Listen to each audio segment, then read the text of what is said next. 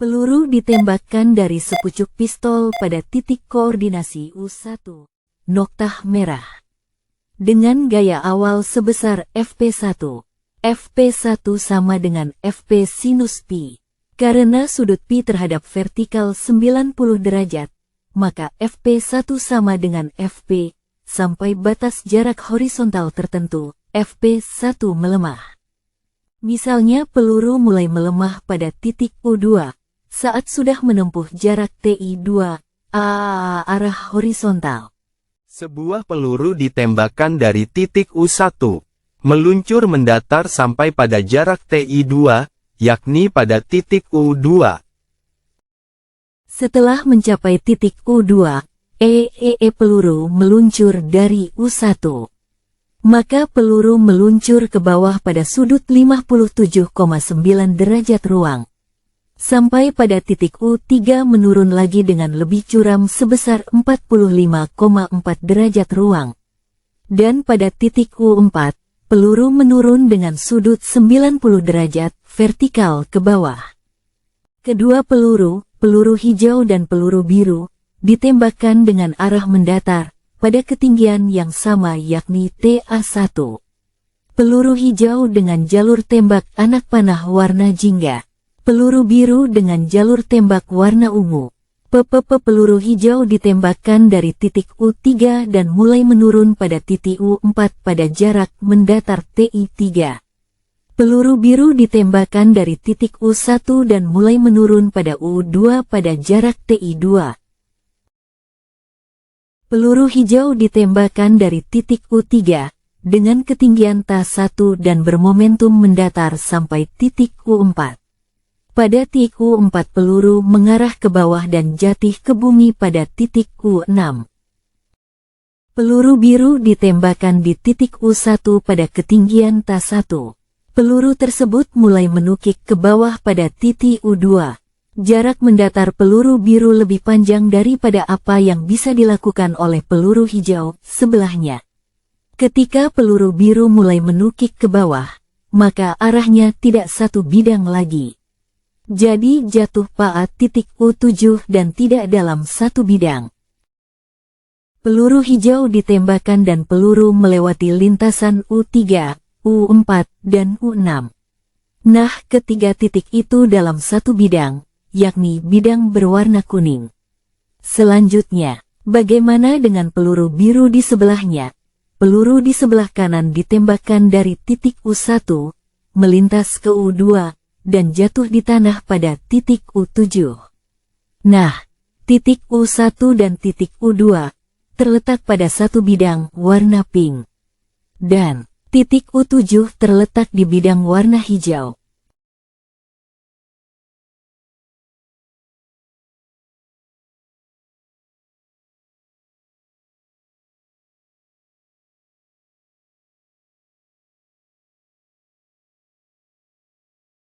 Jarak tempuh mendatar kedua peluru ternyata berbeda. Mengapa ada perbedaan itu?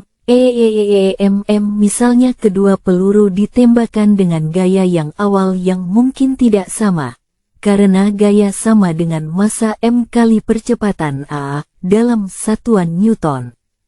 Kalau percepatan awal pasti sama, tetapi massa kedua peluru mungkin berbeda. Percepatan selanjutan juga berbeda dan makin berkurang karena gesekan udara, dan koefisien-koefisien lain mungkin berbeda.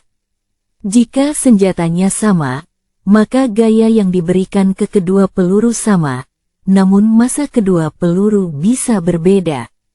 Maka, dengan gaya sama, jadi gaya awalnya sama, semakin besar massa M, semakin kecil percepatan A.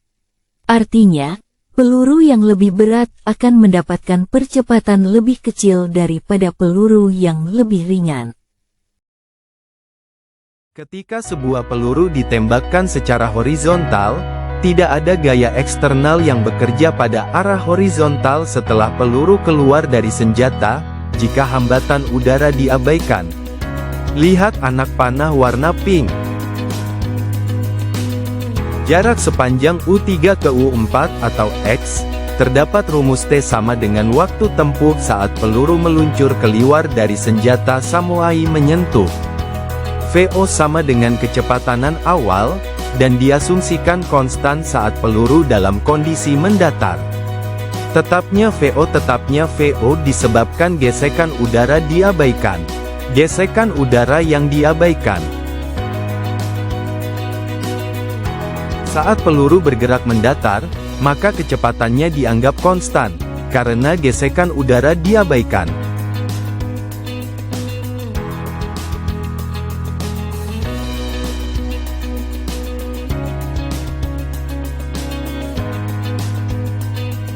Jarak lintasan parabola U3, U4, U5, dan U6 adalah panjang sebenarnya dari jalur melengkung yang ditempuh peluru.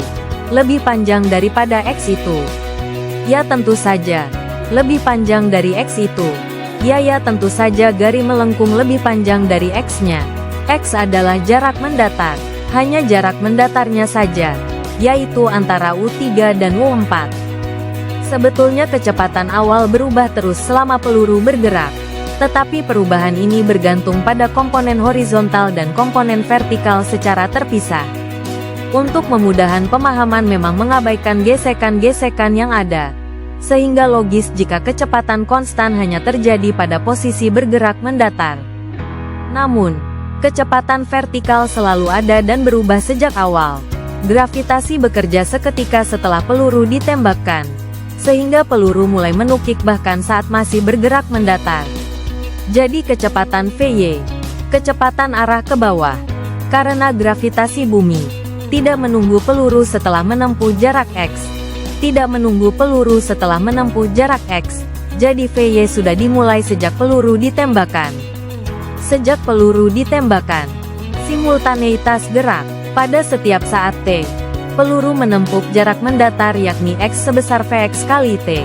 Sekali lagi, X sama dengan Vx kali T. Mengapa kecepatan horizontal tetap konstan? Karena gesekan udara, dan gesekan-gesekan lain diabaikan.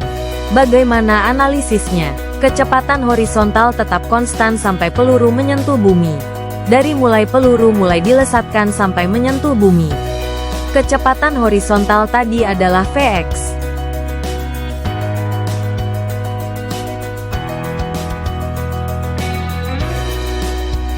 Komponen horizontal dan komponen vertikal adalah independen, meskipun terjadi simultan. Dengan kata lain, perubahan kecepatan Vx dan Vy tidak saling mempengaruhi. Karena gaya gravitasi tidak memiliki komponen dalam arah horizontal, maka tidak ada percepatan atau perlambatan pada Vx. Namun waktu mencapai tanah bisa berubah, karena sudut penembakan atau pelesatan berbeda. Misalnya sudut 45 derajat, merupakan sudut yang bisa mencapai ketinggian tertentu dan jatuh ke tanah pada jarak paling jauh dari titik penembakan atau pelesatannya. Jika peluru bergerak mendatar tanpa sudut, gaya gravitasi akan menariknya ke bawah, sehingga tidak sepenuhnya horizontal dalam praktik. Untuk lintasan horizontal ideal, diperlukan gaya tambahan yang mengimbangi gravitasi. Misalnya gaya dari roket kecil atau efek aerodinamika. Titik-titik penting adalah U7, U8, U9, U10, U14. Nah, lihat jarak U14 sampai U10. Nah, jarak ini lebih panjang daripada jarak U13 sampai U6. Oh iya, sudut 45 derajat. Sudut 45 derajat itu diambil dari titik U7 ke arah U15 dan dari titik U7 ke arah U8. Bidang lengkungannya adalah yang dicat ungu transparan. Nah, ada pertanyaan, apa manfaat titik U15 dan U11 dalam konteks gambar ini?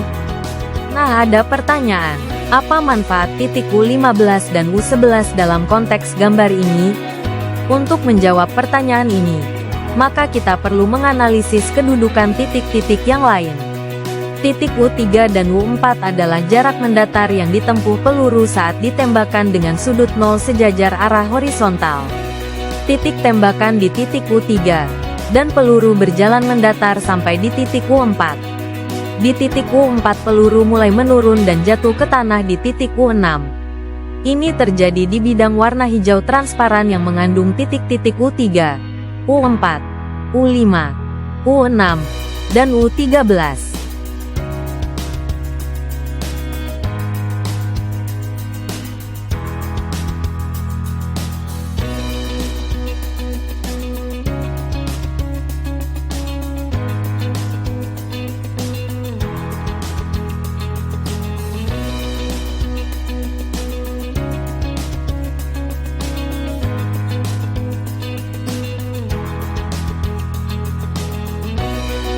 Peluru dari U3 ke U4. Peluru ini bergerak secara horizontal dengan sudut 0 derajat terhadap sumbu horizontal bumi. Hal ini mencerminkan gerakan tanpa sudut elevasi, sehingga faktor gravitasi tidak memengaruhi tinggi peluru, tetapi mempercepatnya ke arah bawah secara perlahan jika ada efek hambatan udara. Peluru dari U7 ke U10. Peluru ditembakkan dengan sudut 45 derajat dari U7 ke U8. Pada titik ini, lintasan melengkung mencerminkan gerak parabola ideal. Titik U8 adalah puncak lintasan, menandakan kecepatan vertikalnya menjadi 0 sementara, dan gravitasi mulai menarik peluru turun. Setelah U8, peluru bergerak ke U9, kemudian U5, dan akhirnya mencapai tanah di U10. Jarak mendatar dari U14 ke U10 lebih panjang daripada U13 ke U6, yang sesuai dengan hukum gerak parabola. Artinya, sudut 45 derajat adalah sudut optimal untuk mencapai jarak horizontal terjauh, dengan asumsi tidak ada hambatan udara.